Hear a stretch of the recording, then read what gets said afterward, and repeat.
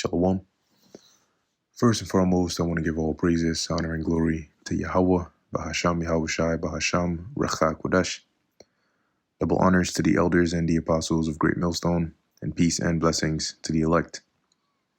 And in this video, wanted to just go into a few precepts on here. Now, I've been watching a couple of videos, and one of them I didn't finish all of it, just sort of watched the intro of it. But this was done by the elder Menateh Zachba on his GMS South Carolina 08 page, which as of late, he's been going into a lot more videos of like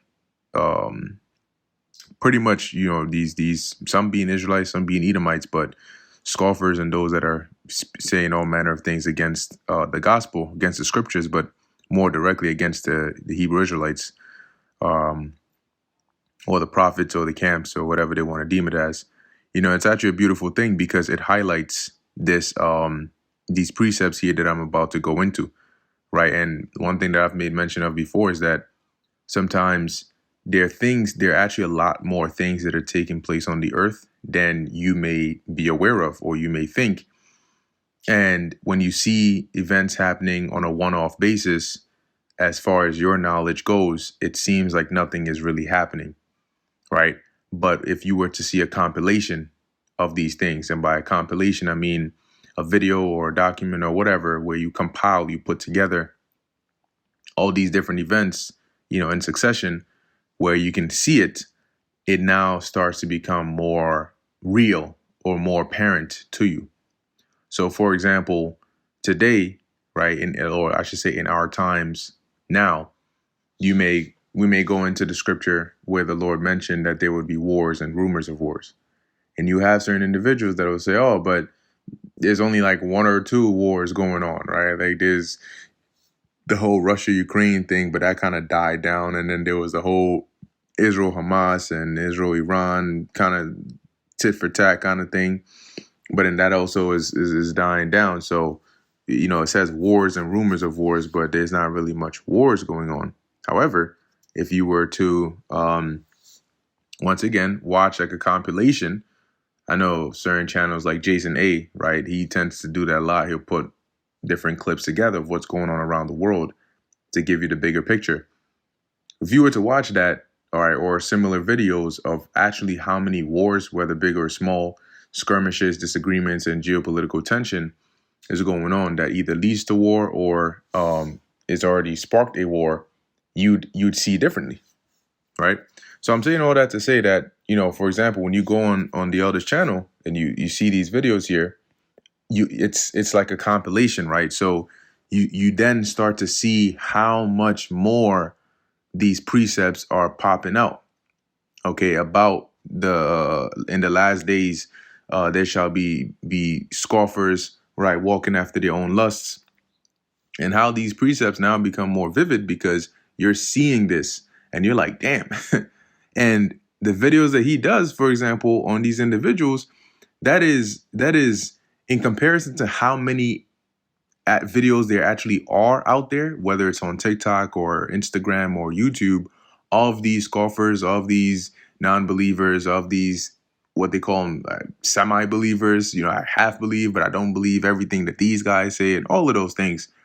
You'd see that really it's but like a fraction. There's so many videos, so many people out there that are just saying all manner of things against the scriptures, at least the way we break it down, and really us, and ultimately against Yahweh Ba'asham Yahushai. But once again, that highlights that we are in the last days. So this is the book of 2 Timothy chapter 4, verse 3. It says here, for the time will come when they will not endure sound doctrine. And what I did was I just did a word search, and so I'm reading these precepts in here. But as it says here, they will not endure sound doctrine. Now, what we're teaching, starting with the elders and apostles of Great Millstone on down, is sound doctrine, right? It's correct. It's the truth. Sound doctrine is not dictated by how you feel about it. It's not dictated by whether it rubs you the right way or the wrong way, or whether it tends to your emotions or not. Sound doctrine is sound if it is from the Lord. Okay, if it is the truth of the Bible, and that's it. Okay, that's what makes it sound. You can't get around it. You can't poke holes into it. And there's a reason why people keep trying to poke holes into it, because had nobody needs to argue with somebody else that 2 + 2 is equal to 5. People don't argue about that, and if you do, then that's just a very there's a different you got more things to worry about then. But people don't argue about 2 + 2 being 5 versus 2 + 2 being 4. Why is that? Because it's been proven. Now everybody knows, it's common sense, that 2 + 2 is equal to 4. Right? And so similarly, when people keep trying to poke holes or keep trying to come at different angles, the Hebrew Israelites, this, how to debunk the Hebrew Israelites, the reason they keep trying is because they can't find a way. Nobody has been able to come and say definitively, boom, this is this, and I'm the guy who stomped them, and I finally debunked their whole doctrine, and now this is the precedent for it. So anybody that wants to go against them, this is what you do, and they can't answer this or they can't go around this. That's what Vocab tries to do. But you know why he still has GMS and the different Israelite groups in his mouth? Because he hasn't been able to do that. All right. And that goes to show you that what we're teaching is sound doctrine. These people just don't believe it, and they're trying to justify their unbelief by trying to find a way to invalidate the soundness of this doctrine. And the fact that they keep trying is proof enough that this doctrine is sound. All right. And once you poke a hole in it, you don't need to keep trying anymore because you've already poked a hole. But anyway, as it says, they will not endure sound doctrine, but after their own lusts shall they heap to themselves teachers. See, having itching ears. And now you're seeing a lot of people come out of the woodworks, because now the big Christian church and all that, where everybody used to be in, now they're in the the back burner somewhere. A lot of them are now, they're like semi, right? They're mid Israelite, or part Israelite, part Christian, departing from Christian. They're not a full Israelite. They don't believe this. They're just all messed up. Okay, but the days of I'm a full-fledged Christian and a lot of people are waking up past that. Okay, now they're just at that point of like, oh, we're chosen, or we're the special ones, or we're God's people, but it's never going. They don't want to go all the way with it and come to the fullness of the understanding of what does it mean to be God's people. All right. Now this is 2 Peter chapter 3, verse 3. It says, knowing this first, that there shall come in the last days. That's a key point right there. In the last days, scoffers walking after their own lusts. And so you have a lot of people today, because the Lord set it up beautifully to where you can see this, right? In the past, when you didn't have these smartphones or these social media platforms, you wouldn't be able to tell what somebody truly thinks about something unless you actually engage even in conversation with them, and then it comes out. But now it's very easy to find out what somebody thinks about something because they put it out there openly on they commit it to video on TikTok or Instagram or Facebook or whatnot. So we're seeing them walking after their own lusts. We're seeing them, spewing out the things that are in their thoughts or in their mind concerning the scriptures. And its majority of it is scoffing. And the Lord did it in a beautiful way, because that is evident, right? And more proof that we are in the last days, that they would do this. And this is nothing new. Israelites have been doing this since the beginning. Okay, they've been doing this during the time of Jeremiah. They've been doing it during the time of all the prophets, and they're doing it now. It's nothing new. Even in captivity, when you had prophets prophesying to them, they were of this attitude and this mindset, this rebelliousness, doing this. Okay, so it's nothing new, but it's a sign, or one of the signs of us being in the last days. See, we see the signs of the MOTB, of World War III, of martial law, all those things, but these are also part of the signs that we are in the last days. Okay, these are also part of the signs that the Lord is about to take this place out. Because the more scoffers there are, the more people have been marked. Because now you're not ignorant anymore. And even worse for you, you heard this word and you didn't even just, you know what, you had probably been better off if you just ignored it and just went somewhere else, which you probably, you still gonna get God for that. But you heard the word and turned around and said, nah, I'm not even gonna let this go. I'm gonna come against it. Straight up. This is Jude chapter 1, verse 18. Actually, let me open up this precept a bit more. I'll start at 17. It says, but beloved, remember ye the words which were spoken before of the apostles of our Lord Yahushua HaMashiach, how that they told you there should be mockers in the last time, who should walk after their own ungodly lusts.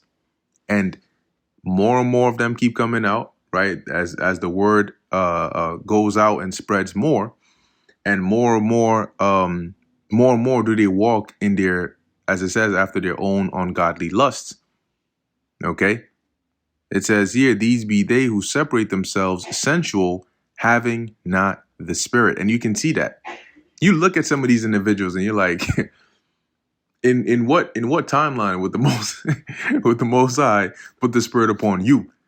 In what timeline would the Lord, you say, I'm gonna that's the one right there. That's him. He's gonna be the one, or she's gonna be the one to come and really open everybody's eyes.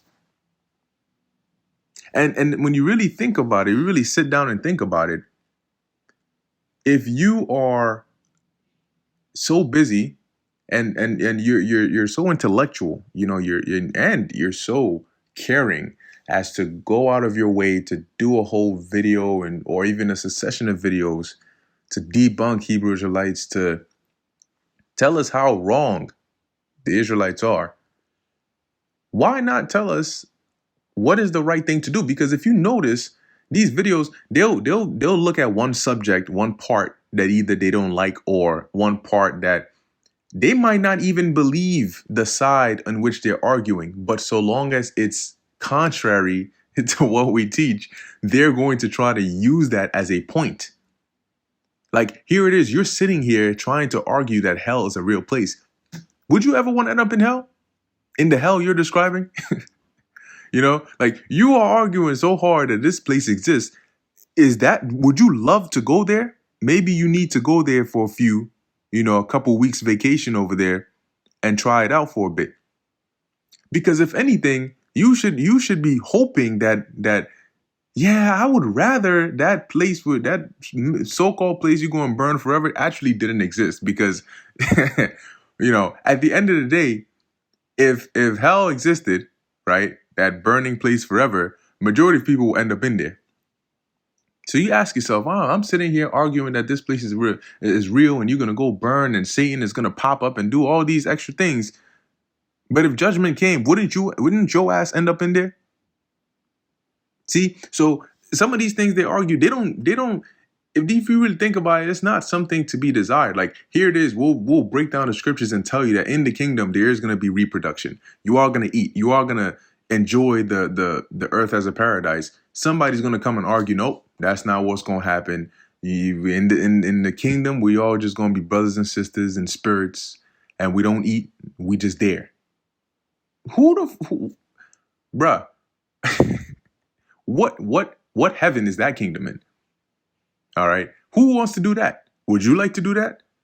Would you like to just float around as a ghost or whatever, or sit under, like they depict in those Jehovah Witness pamphlets?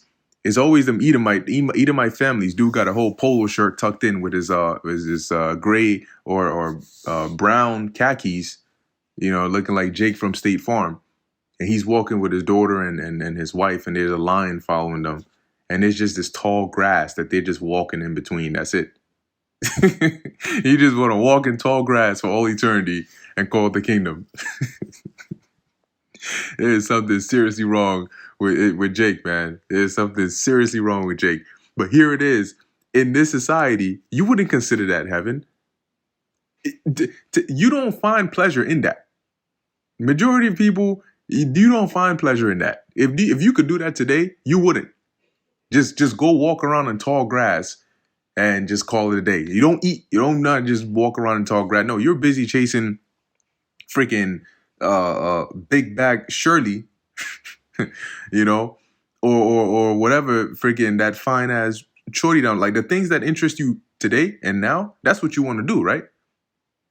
But for the eternal place you're gonna dwell, you're trying to argue or advocate for a place where you're just gonna live a boring eternity. Something is seriously wrong with these people, man. But once again, it's because they don't have the spirit. They just wanna they have a spirit, but not the spirit of truth. Right? They have the spirit of just contention. They want to argue, and really it's the spirit of disbelief. All right, it's the spirit of being ungodly, but somebody has to play that role. Somebody has to fulfill that. So I'm not even complaining. I'm not complaining about that. You just have to bring it out. So it's the sheep know, but somebody has to play that role, and we just pray it's not us. So it's fine, man. It's fine. You can scoff all day long, but it's needful to explain and to highlight that this is a part of the story, right? It's supposed to play out this way. They're supposed to do that. Okay, so we don't lose sleep over that. To us, it's just like, okay, so this is just another sign that we're closer to the end. And even more beautiful is the Lord used us as the Lord willing, we of the elect as the good sign. And the rest of these unbelievers as a bad sign, though it's still a sign of the end. So more and more people are going to come out, and things will escalate more and more. But at the end of the day, guess what? Through the spirit and power of Yahweh Ba'Shem Yahweh Shai, we're going to be good. It's only going to get better and better and better for us. But it's going to get worse and worse and worse for the people of the world. And even worse for those that, as the scriptures say, knew the Lord's will and didn't. That servant that knew the Lord's will and didn't, he's going to be beaten with many stripes. You're going to get your back whipped spiritually.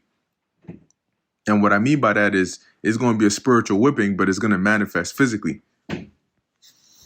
So anyway, in wrapping it up, just wanted to mention, as a matter of fact, let me end it off here with Revelation chapter 22, verse 12. It says, it reads, and behold, I come quickly, and my reward is with me to give every man according as his work shall be. I am Alpha and Omega, the beginning and the end, the first and the last. See, so the Lord said he's going to give every man according as his work shall be. And if your work is what the Lord has appointed you to do in the spirit. So if you've been appointed to be a scoffer, yeah, you're doing some work, but the reward for that is not going to be the same as that of a prophet or of a believer. Verse 14, blessed are they that do his commandments, that they may have right to the tree of life and may enter in through the gates of the city. Okay, now I want to jump down, and that's where you want to enter in at, right? That's you want to be welcomed in, right? That's a sign of being welcomed. And that's a privilege that's going to be given to the elect. Let's see. Actually, let me see. It might be a little bit above this. Yeah. Verse 11, it says, he that is unjust, that's the one. He that is unjust, let him be unjust still. And he which is filthy, let him be filthy still. And he that is righteous, let him be righteous still. And he that is holy, let him be holy still. So at the end of the day, guess what?